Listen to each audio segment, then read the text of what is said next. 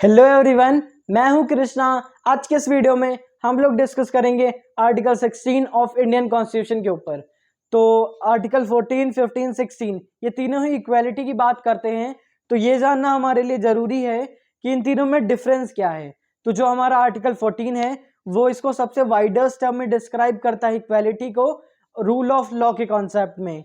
और जो हमारा आर्टिकल 15 है वो डिस्क्रिमिनेट करने से बचाता है ऑन ग्राउंड ऑफ 5 बेसिस।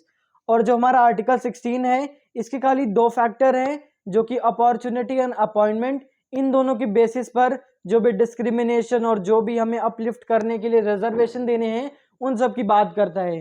तो आइए डिस्कस करते हैं इसके पांचों क्लॉज के बारे में। तो आर्टिकल 16 में जो हमारे 5 क्लॉजेस गिवन है वो 5 क्लॉजेस बहुत सारे इंपॉर्टेंट क्वेश्चंस को डील करते हैं। जैसे कि क्या रेसिडेंस के बेसिस पर हमें रिजर्वेशन मिलना चाहिए, जिसे हम डोमिसाइल कोटा भी बोलते हैं। क्या हमें प्रमोशन में रिजर्वेशन मिलेगा। तो इन सब क्वेश्चंस को और इन सब पांचों क्लॉजेस को आइए डिस्कस करते हैं। तो अब बात कर लेते हैं आर्टिकल 16 के क्लॉज 1 और 2 की। तो जब कॉन्स्टिट्यूशनल डिबेट हो रही थी आर्टिकल 16 को लेकर, तब B.R. अम्बेडकर ने ये बोला था कि अगर हमें सोसाइटी के वीकर सेक्शन को अपलिफ्ट करना है तो हमें उनको रिजर्वेशन प्रोवाइड करना पड़ेगा जिससे वो और ज़्यादा ग्रो कर सके।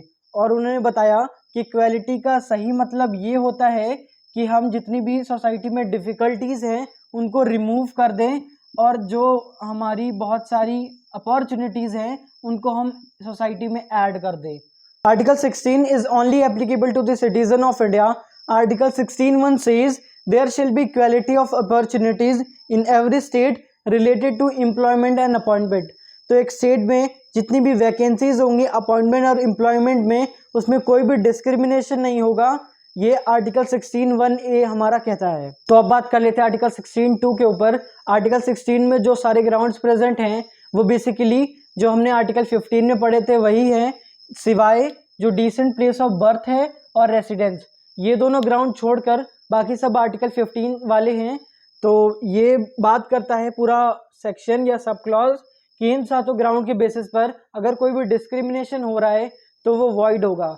जैसे अगर कोई पब्लिक एम्प्लॉयमेंट है उसमें हमने क्राइटेरिया सेट कर रखा है कि इस बेसिस पर हम उसको सिलेक्ट करेंगे और इस बेसिस पर नहीं करेंगे। तो अगर इन सब क्राइटेरिया में से कोई भी इन्होंने लिया है इन सातों ग्राउंड के बेसिस पर तो वो वॉइड होगा। जैसे I can give you example for that. अगर हमने बोला है कि हम सारे मेल कैंडिडेट को ही लेंगे और फीमेल को नहीं लेंगे तो वो वैकेंसी वॉइड होगी। तो article 16(3) says reservation on the basis of resident. अब आप ये बोलोगे पिछले क्लॉज में तुमने बोला कि रेसिडेंट की बेसिस पर कोई भी डिस्क्रिमिनेशन नहीं हो सकता, तो ये उसका एक्सेप्शन है। तो यहाँ भी बोला गया है कि parliament on the ground of resident, वो कोई भी बैकवर्ड एरिया जैसे कि बस्तर और दंतेवाड़ा वहाँ पे डिस्क्रिमिनेशन कर सकती है on the ground of resident. तो इसके बेसिकली दो रीज़न होते हैं, वहाँ के लोगों को भी इक्वल अपॉर्चुनिटी मिल सके।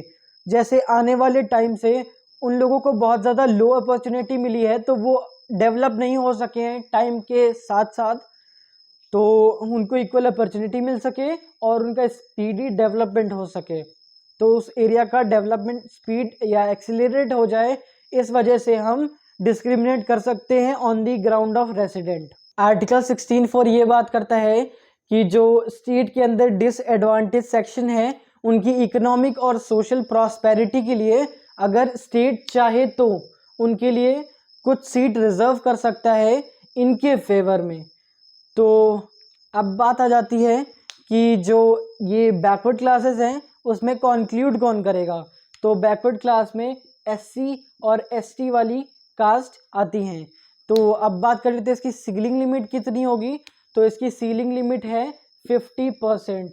और ये जो है ये adequate representation of economic and social classes का जो पूरा डेटा होता है उनको एनालाइज करके बताया जाता है कि उनका एडिक्वेट रिप्रेजेंटेशन कितना है स्टेट में।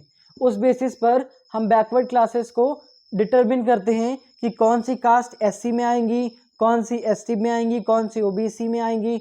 तो जो हमारा आर्टिकल 16 का क्लॉज 4 था उसमें कुछ अमेंडमेंट हो चुके हैं। तो आइए जान लेते हैं उन अमेंडमेंट को।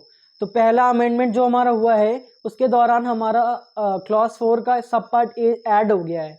जिसमें बोला गया है कि प्रमोशन जो रिजर्वेशन जो कि प्रमोशन में पहले नहीं दिया जा सकता था, वो अब ग्रांट कर दिया गया है बाय द 77 अमेंडमेंट एक्ट।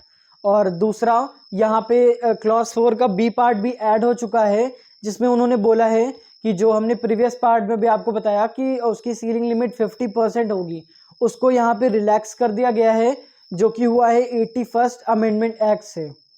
तो आर्टिकल 16 का क्लॉज 5 ये बात करता है रिजर्वेशन इन रिलीजियस इंस्टीट्यूशन।